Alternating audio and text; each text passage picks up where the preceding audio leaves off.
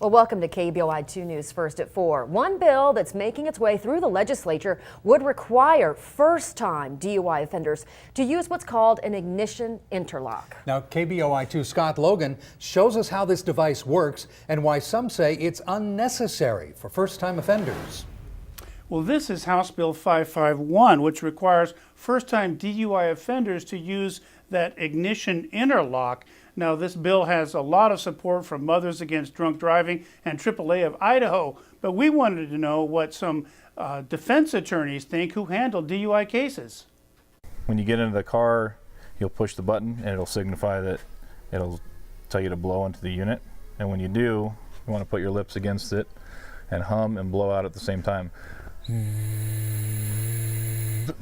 An ignition interlock is installed in a vehicle's ignition system and requires the driver blow into a breathalyzer to prove they are sober before the engine will start.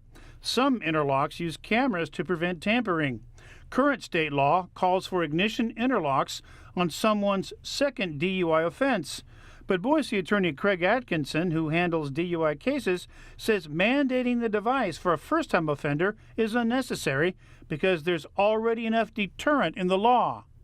And there's a lot of bad consequences for getting DUIs that keep people from wanting to do it again. There's jail time.